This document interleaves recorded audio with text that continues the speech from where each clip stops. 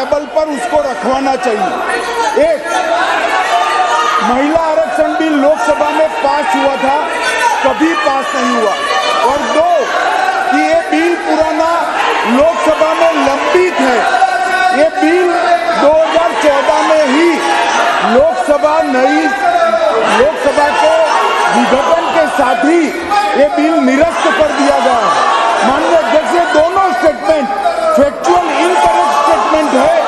इनकी स्पष्टता मैं आपसे अपेक्षा करता हूं कि इसकी स्पष्टता उनसे मांगी जाए, या तो रिकॉर्ड से दूर किया जाए, या तो वो उसके समर्थन में कोई डॉक्यूमेंट टेबल पर रखें। अर्जुन मेघवाल जी, आप जब एक मिनट आप सीट बैठे, आप कंक्लूड कर दो प्लीज। बेटे कंक्लूड करो आप प्लीज। पहला दिन है, इतना बात बोलते हैं पहले दिन। आप प्लीज अपनी सीट बैठे, कंक्लूड करें आप। अजय रंजन जी धन्यवाद दे रहे हैं। Sir, Lord Mountbatten posed a question to the to-be Prime Minister Jawaharlal Nehru. What is the ceremony that should be followed to symbolize the transfer of power from British to Indian hands? Nehru then consulted Raja Gopalachari, commonly known as Rajaji, who went on to become the first Vice of India. Rajaji identified the Chola model, where the transfer of power from one king to another was sanctified and blessed by high rulers. The symbol used was the handover of Sengal or scepter from one king to his successor. A golden scepter was crafted by Bhumidhi Bangaru Chetty, a famous jeweler in the Madras presidency. The makers of the Sengal, Bhimudhi Etarajulu and Bhumudhi Sudhakar, are living in Chennai. Sir, इतिहास बता रहा हूँ, कुछ नहीं।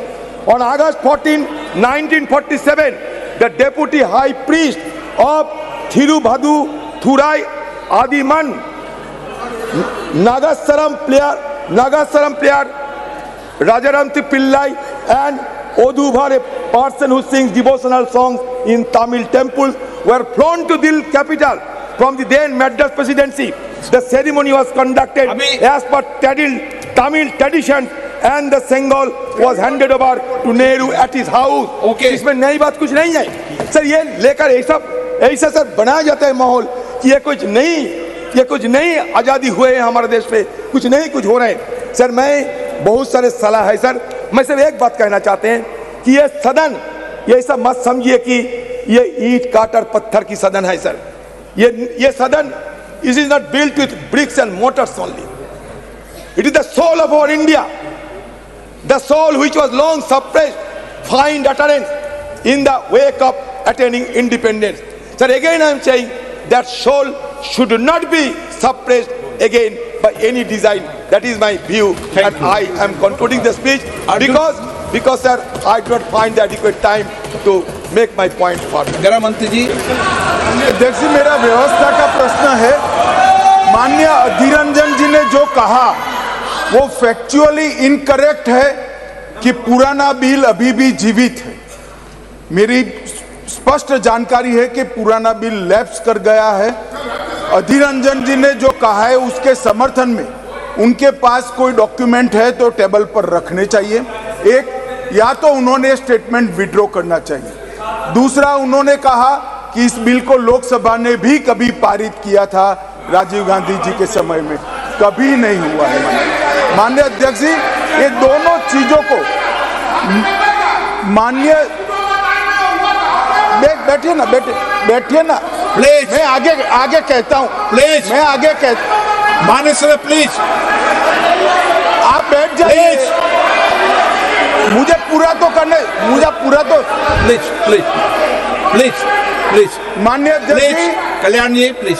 माननीय अध्यक्ष जी, लोकसभा में जो बिल पारित होता है, अगर राज्यसभा उसको पारित नहीं करती है और लोकसभा का कार्यकाल समाप्त होता है तो वो बिल अपने आप लैप्स हो जाता है।